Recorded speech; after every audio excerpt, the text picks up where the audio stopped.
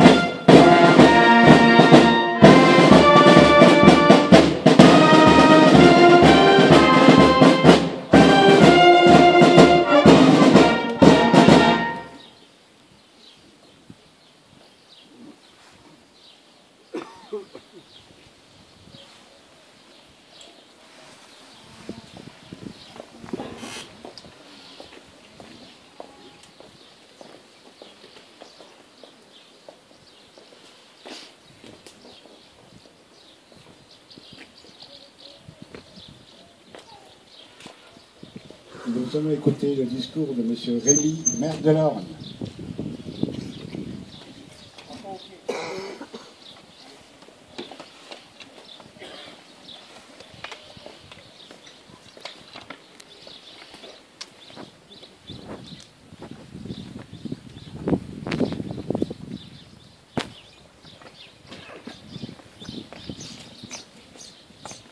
Mesdames et messieurs les anciens combattants, mesdames et messieurs le porte-drapeau, mesdames et messieurs en vos titres et qualités, mesdames et messieurs, il y a 77 ans, ici même, des hommes tombaient dans un devoir de sacrifice, allant jusqu'à vivre une tragédie du théâtre classique par l'unité de temps, de lieu et d'action. Cet événement de micro-histoire se transforma en légende. Et c'est peut-être justement grâce à cette légende de Spahis chargeant à cheval les Panzers que nous sommes là. L'histoire se nourrit de réel. La mémoire s'abreuve de héros. La mémoire est affective. L'histoire se veut rationnelle. Mais les faits sont là, et c'est bien au-delà de l'image d'Épinal qu'il y a le symbole. Le symbole de destin bouleversé, le symbole de la France unie et combattante, le symbole de la France multiple. Certes, ces morts ne parlent plus, mais essayons de retrouver ce que leurs dernières actions ont encore à nous dire.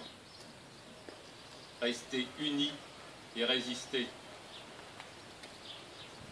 Comme les résistants de la première heure, partisans, tous les justes, toutes ces femmes et ces hommes qui nous montrent des orientations pour notre action actuelle. Bien sûr, ils ne vont pas ressusciter, mais ils agissent indirectement par notre intermédiaire sur l'histoire en train de se faire dès lors que nous savons établir une hiérarchie entre les périls qui visent notre démocratie. Mais quand le ras-le-bol prend le dessus sur la raison, quand la violence du mépris et de la désinformation attise les fantasmes et ne vise qu'à creuser les fractures, quand le refus de l'altérité se banalise et réussit son objectif de tromper, n'y a-t-il pas un processus qui dit des dérives de cet extrémisme populiste? Churchill a dit « Un peuple qui oublie son passé se condamne à le revivre. » Dès lors, il faut lutter contre la tendance à ne considérer le passé que sous l'angle de l'achevé, de l'inchangeable, du révolu. Il faut rouvrir le passé, raviver en lui des potentialités contemporaines.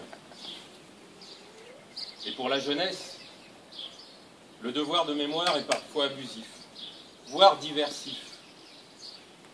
Dès lors, à nous les plus anciens, de faire un travail de mémoire qu'il faut engager pour s'interroger, porter plus loin le message, sortir du cadre, voir de l'autre côté du miroir et se projeter dans le présent et le futur. En fait, développer la culture de la réflexion face aux réseaux sociaux, face aux médias digressifs.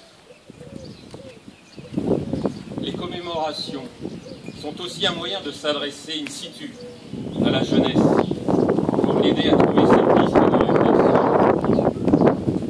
Ce travail de mémoire critique apparaît comme le seul moyen de rouvrir le passé, sans pour autant susciter un ressentiment ou un désir de vengeance. Ce n'est pas une cicatrice à rouvrir, mais l'ouverture vers un univers nouveau, regroupant l'identité, l'héritage culturel et une capacité thérapeutique. Grâce à cette mémoire attentive, nous serons rendus contemporains des événements passés. Et soyons persuadés que la perpétuation du souvenir des combats de la Horgne est un acte citoyen par lequel nous renforçons notre mémoire collective pour faire passer le message que quel que soit le lieu, l'engagement ou son origine, les hommes peuvent se battre pour leur pays, pour la démocratie, pour les valeurs humanistes et fraternelles. Aujourd'hui, notre vœu à tous est de vivre en paix, unis dans un monde apaisé, sans colère, avec bienveillance.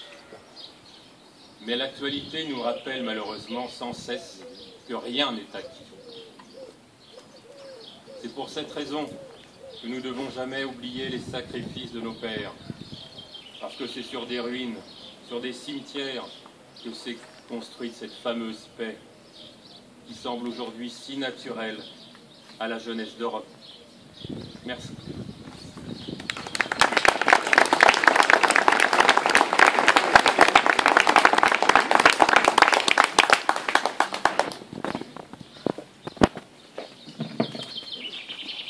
Nous allons maintenant nous diriger vers le mémorial.